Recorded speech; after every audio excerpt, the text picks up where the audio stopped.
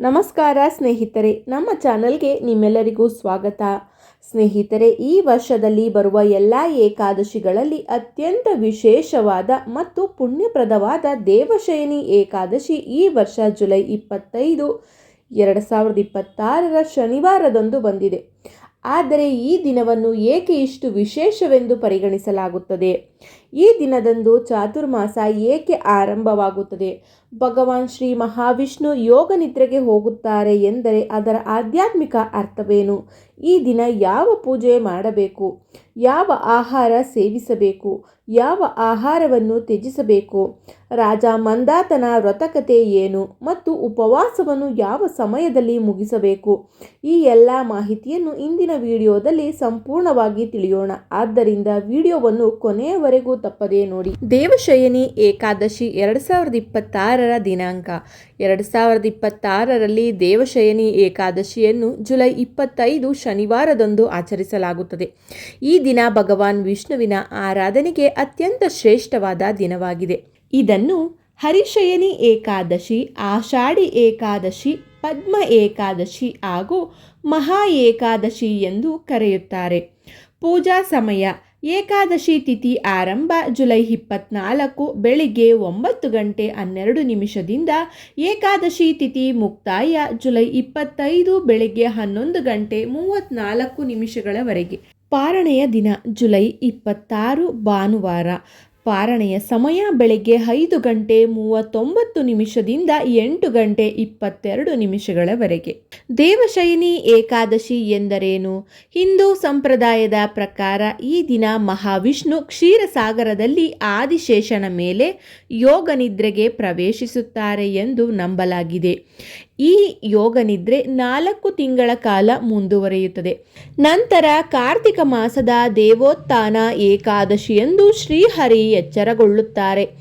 ಈ 4 ತಿಂಗಳ ಅವಧಿಯನ್ನೇ ಚಾತುರ್ಮಾಸ ಎಂದು ಕರೆಯುತ್ತಾರೆ. ಚಾತುರ್ಮಾಸದ ಮಹತ್ವ: ಚಾತುರ್ಮಾಸ ಎಂದರೆ ಕೇವಲ 4 ತಿಂಗಳ ಅವಧಿಯಲ್ಲ. ಇದು ಭಕ್ತಿ, ಶಿಸ್ತು ಮತ್ತು ಆತ್ಮಶುದ್ಧಿಯ ಕಾಲ. ಈ ಅವಧಿಯಲ್ಲಿ ಭಕ್ತರು ಪ್ರತಿದಿನ ದೇವರ ನಾಮಸ್ಮರಣೆ ಮಾಡುತ್ತಾರೆ, ವಿಷ್ಣು ಸಹಸ್ರನಾಮ ಪಠಣೆ ಮಾಡುತ್ತಾರೆ, ಭಗವದ್ಗೀತೆ ಓದುತ್ತಾರೆ, ತುಳಸಿ ಪೂಜೆ ಮಾಡುತ್ತಾರೆ, ಅನ್ನದಾನ ಮತ್ತು ಗೋ ಸೇವೆ ಮಾಡುತ್ತಾರೆ, ದಾನ ಧರ್ಮಗಳನ್ನು ಹೆಚ್ಚಾಗಿ ಆಚರಿಸುತ್ತಾರೆ.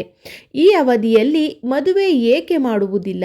ಹಿಂದೂ ಸಂಪ್ರದಾಯದ ಪ್ರಕಾರ ಶ್ರೀ ಮಹಾವಿಷ್ಣು ಯೋಗ ನಿದ್ರೆಯಲ್ಲಿರುವ ಕಾರಣ ಈ 4 ತಿಂಗಳಲ್ಲಿ ಮದುವೆ, ಗೃಹ ಪ್ರವೇಶ, ಉಪನಯನ ಹಾಗೂ ಕೆಲ ಶುಭ ಕಾರ್ಯಗಳನ್ನು ಅನೇಕ ಸಂಪ್ರದಾಯಗಳಲ್ಲಿ ನಡೆಸುವುದಿಲ್ಲ. ಈ ಅವಧಿಯನ್ನು ಸಂಪೂರ್ಣವಾಗಿ ಆಧ್ಯಾತ್ಮಿಕ ಸಾಧನೆಗೆ ಮೀಸಲಿಡಲಾಗಿರುತ್ತದೆ. ಉಪವಾಸವನ್ನು ಹೇಗೆ ಆಚರಿಸಬೇಕು? ಬೆಳಿಗ್ಗೆ ಬ್ರಾಹ್ಮಿ ಮುಹೂರ್ತದಲ್ಲಿ ಎದ್ದು ಸ್ನಾನ ಮಾಡಿ ಮನೆಯ ಪೂಜಾ ಸ್ಥಳವನ್ನು ಸ್ವಚ್ಛಗೊಳಿಸಿ ಶ್ರೀ ಮಹಾವಿಷ್ಣುವಿನ ಚಿತ್ರ ಅಥವಾ ವಿಗ್ರಹವನ್ನು ಪ್ರತಿಷ್ಠಾಪಿಸಿ ತುಳಸಿ ದಳ ಅರ್ಪಿಸಿ ತುಪ್ಪದ ದೀಪ ಹಚ್ಚಿ ಹಳದಿ ಹೂವುಗಳಿಂದ ಅಲಂಕರಿಸಿ ನಂತರ ಓಂ ನಮೋ ನಾರಾಯಣ ಮಂತ್ರವನ್ನು 108 ಬಾರಿ ಜಪಿಸಿ. ಸಾಧ್ಯವಾದರೆ ಶ್ರೀ ವಿಷ್ಣುವಿನ ಸಹಸ್ರನಾಮ ಪಠಿಸಿ. ದೇವಶಯನಿ ಏಕಾದಶಿಯ ವ್ರತಕಥೆ: ಭವಿಷ್ಯೋತ್ತರ ಪುರಾಣದಲ್ಲಿ ಪ್ರಸಿದ್ಧವಾದ ಒಂದು ಕಥೆ ಇದೆ. ಒಮ್ಮೆ ಧರ್ಮನಿಷ್ಠನಾದ ರಾಜ ಮಂದಾತ ರಾಜ್ಯಭಾರ ಮಾಡುತ್ತಿದ್ದ. ಆತನ ರಾಜ್ಯದಲ್ಲಿ ಸತತ 3 ವರ್ಷ ಮಳೆಯಾಗಿರಲಿಲ್ಲ. ಬೆಳೆಗಳು ಒಣಗಿದವು. ಜನರು ಹಸಿವಿನಿಂದ ನರಳಲು ಆರಂಭಿಸಿದರು. ರಾಜನು ಬಹಳ ದುಃಖಪಟ್ಟನು. ನಂತರ ಅಂಗೀರ ಋಷಿಯ ಆಶ್ರಮಕ್ಕೆ ತೆರಳಿ ಪರಿಹಾರ ಕೇಳಿದರು. ಆಗ ಋಷಿಗಳು ದೇವಶಯನಿ ಏಕಾದಶಿ ವ್ರತವನ್ನು ಸಂಪೂರ್ಣ ಭಕ್ತಿಯಿಂದ ಆಚರಿಸುವಂತೆ ತಿಳಿಸಿದರು. ರಾಜನು ತನ್ನ ಪ್ರಜೆಗಳೊಂದಿಗೆ ಉಪವಾಸ ಮಾಡಿ ಶ್ರೀಹರಿಯನ್ನು ಪ್ರಾರ್ಥಿಸಿದನು. ಅವರ ಭಕ್ತಿಗೆ ಮೆಚ್ಚಿದ ಶ್ರೀ ವಿಷ್ಣುವು ರಾಜ್ಯಕ್ಕೆ ಹೇರಳವಾದ ಮಳೆಯನ್ನು ಸುರಿಸಿದನು.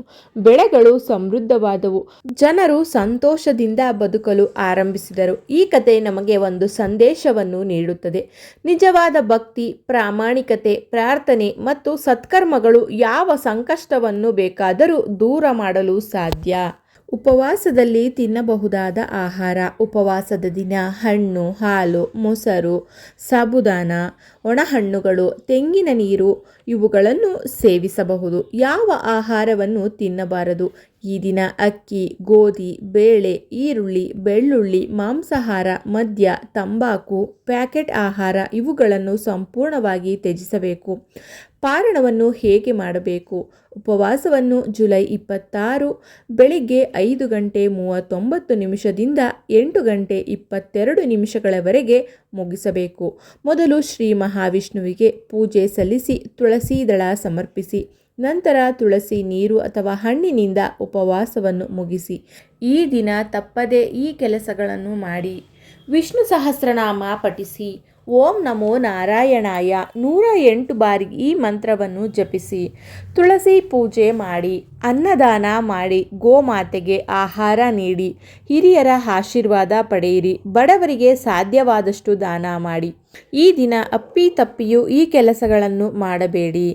ಈ ದಿನ ಸುಳ್ಳು ಮಾತನಾಡುವುದು, ಕೋಪ ಮಾಡಿಕೊಳ್ಳುವುದು, ಯಾರನ್ನಾದರೂ ನಿಂದಿಸುವುದು, ಮದ್ಯಪಾನ ಮತ್ತು ಮಾಂಸಾಹಾರ, ಈರುಳ್ಳಿ ಮತ್ತು ಬೆಳ್ಳುಳ್ಳಿ ಸೇವನೆ, ಅನಗತ್ಯ ಜಗಳಗಳನ್ನು ತಪ್ಪಿಸಿ.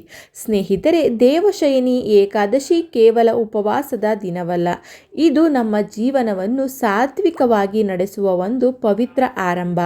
ಈ ದಿನ ಮಹಾವಿಷ್ಣುವಿನ ಕೃಪೆ ಪಡೆಯಲು ಭಕ್ತಿ, ದಾನ, ಧ್ಯಾನ ಮತ್ತು ಪ್ರಾರ್ಥನೆಯೇ ಅತ್ಯುತ್ತಮ ಮಾರ್ಗ. ದೇವಶಯನಿ ಏಕಾದಶಿಯಂದು ಶ್ರೀಹರಿ ನಿಮ್ಮ ಕುಟುಂಬಕ್ಕೆ ಸುಖ, ಶಾಂತಿ, ಆರೋಗ್ಯ, ಐಶ್ವರ್ಯ, ಸಮೃದ್ಧಿಯನ್ನು ಕರುಣಿಸಲಿ ಎಂದು ಹಾರೈಸುತ್ತೇನೆ. ಓಂ ನಮೋ ನಾರಾಯಣಾಯ. ಈ ವಿಡಿಯೋ ನಿಮಗೆ ಇಷ್ಟವಾದರೆ ಒಂದು ಲೈಕ್ ಮಾಡಿ, ನಿಮ್ಮ ಕುಟುಂಬ ಮತ್ತು ಸ್ನೇಹಿತರೊಂದಿಗೆ ಶೇರ್ ಮಾಡಿ. ಇಂತಹ ಧಾರ್ಮಿಕ ಹಾಗೂ ಸನಾತನ ಮಾಹಿತಿಗಳಿಗಾಗಿ ನಮ್ಮ ಸಂಪ್ರದಾಯ ಮಾಹಿತಿ ಯೂಟ್ಯೂಬ್ ಚಾನಲನ್ನು ಸಬ್ಸ್ಕ್ರೈಬ್ ಮಾಡಿಕೊಳ್ಳಿ. ಕಮೆಂಟ್ನಲ್ಲಿ ತಪ್ಪದೇ ಓಂ ನಮೋ ನಾರಾಯಣ ಎಂದು ಬರೆಯಿರಿ. ಧನ್ಯವಾದಗಳು.